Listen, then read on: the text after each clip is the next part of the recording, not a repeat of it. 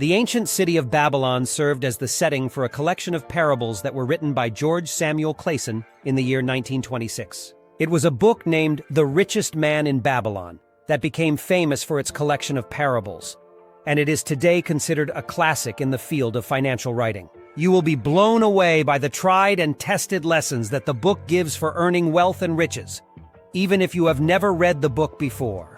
A man named Bansir, who was a chariot builder, and a character named Kobe, who was a musician, are introduced at the beginning of the story. Despite the fact that they had achieved the highest level of success in their field, the two were financially disadvantaged and lacked any financial resources. As a result, they set out to seek the guidance and insight of their boyhood buddy Arkad, who, in stark contrast, had become extremely wealthy and had acquired vast riches. Arkad was the wealthiest man in Babylon, and despite the fact that he lavished his money on extravagant spending and contributed generously to charitable causes, he appeared to have an infinite supply of gold, and his wealth continued to increase. Therefore, Arkad shared a tale with his two companions. He stated that he had been a poor man in the past as well, and that he had been a poor scribe because he had struck a bargain with a wealthy man to learn the key to accumulating wealth in exchange for his labor on a clay inscription project. He was given a very important lesson by the wealthy man, who agreed with him. He concluded by saying, "I found the road to wealth when I decided that a part of all I earned was mine to keep, and so will you." This is an extremely strong lesson, and it is the foundation upon which every wealthy person has built their fortune. It was not via spending more money than he could afford that Arkad, the richest man in Babylon, was able to amass his fortune. Putting away 1/10 or 10% of his earnings and investing it in ways that were guaranteed to generate additional revenue was the key to his financial success. The first law of gold states that you should set aside 10% of your income for the purpose of investing. According to the publication, gold comes gladly and in increasing quantity to any man who will put aside not less than 1/10 of his earnings to create an estate for his future and that of his family. There is a connection between this law and the notion of paying yourself first. Rich people have a deep comprehension of this concept. A proactive method to achieving financial independence is called paying yourself first. A great number of people are often complaining about how little money they have available to them. They will state, "No matter what I do, I always have nothing left at the end of the month." Or they will remark something along the lines of, "My job isn't paying me enough." Both of these statements are consistent with their behavior. Although these points are valid, if one actually evaluates where their money is going, they will realize that the majority of the so-called priorities, such as going out to dinner every week or going out every week, are actually not necessary expenditures at all and are in fact a significant burden on your income statement. Instead of paying your bills, rent, utilities, or streaming services like Netflix, you should put aside 10% of your paycheck each month as soon as you get it. This should be done before you pay any other expenses. Check to see that you have 10% set aside.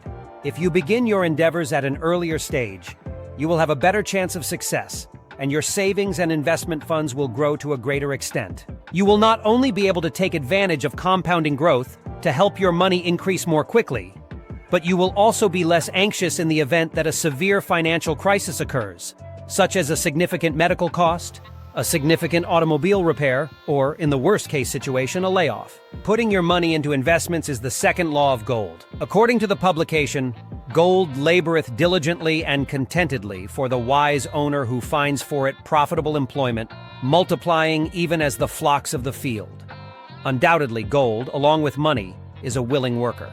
Over the course of his life, the richest man in Babylon gained an understanding of how money functions and how to put his wealth to work for him. In addition to being able to keep his spending under control, he was also able to distinguish between essentials and luxuries. Quite a few individuals have difficulty distinguishing between the two.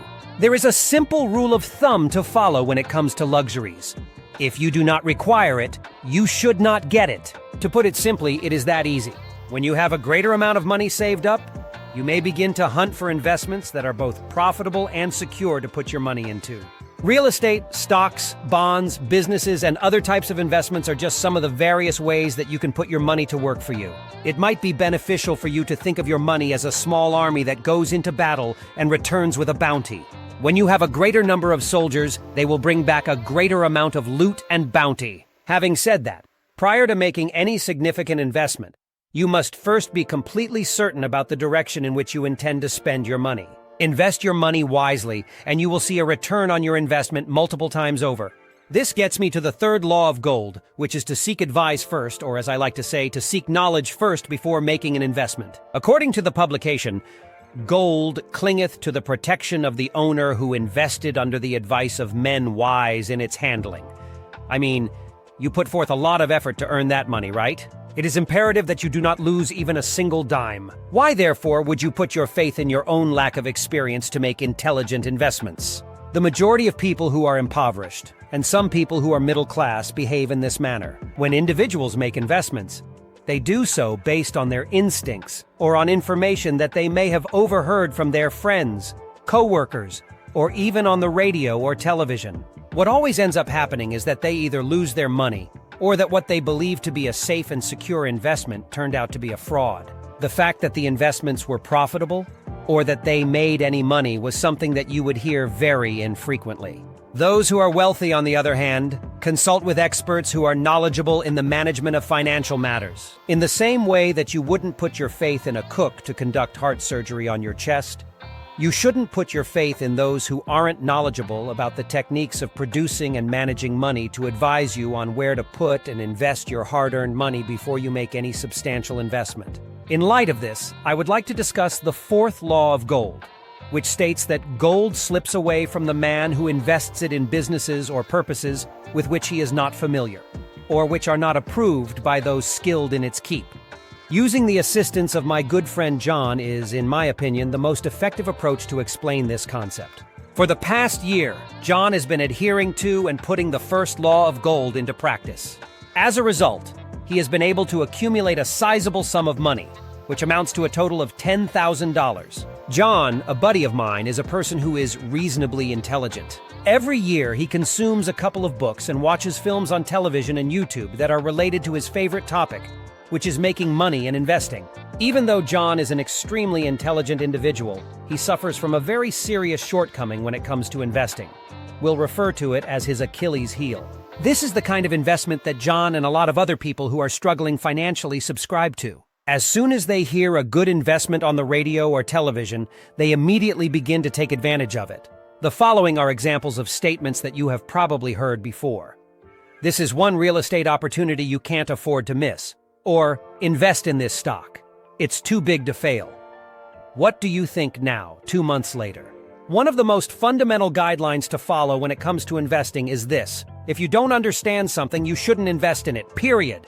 Alternately, as the third law recommends, you could seek the counsel of men who are good at both keeping and making money. This is the course of action that John ought to have taken rather than investing in high-risk equities and real estate. The best course of action would have been for him to look for and consult with a person who is already successful and making money in the field of stock investing or real estate investing. As a result, my friend John is currently penniless and has approximately $500 left in his bank account. But it is not completely hopeless. In the midst of his despair, he comes up with an ingenious strategy to recoup the full amount of money that he has lost, and even more. His strategy is straightforward, smart, and crafty.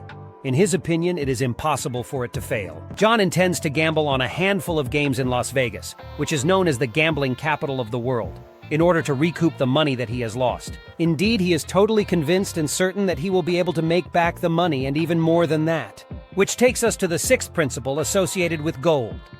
Gold flees the man who would force it to impossible earnings, or who follows the alluring advice of tricksters and schemers, or who trusts it to his own inexperienced and romantic desires in investment. You have to understand that John, in his efforts to recoup the money that he had lost, believed that gambling was the most expedient and straightforward approach to recoup the money. It wasn't John's fortunate day, despite the fact that quite a few people do make a lot of money from gambling on a very infrequent basis. Over the course of that year, my friend John picked up 2 extremely significant lessons. To begin, everything occurs in Las Vegas remains in Las Vegas. The second point is that there is no easy way to become wealthy.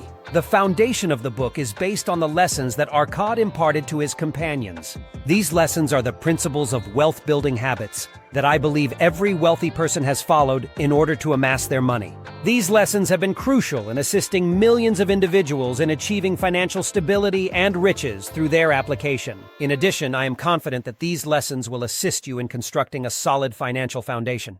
I want to express my gratitude to all of you for watching, and I hope to see you all at the next one.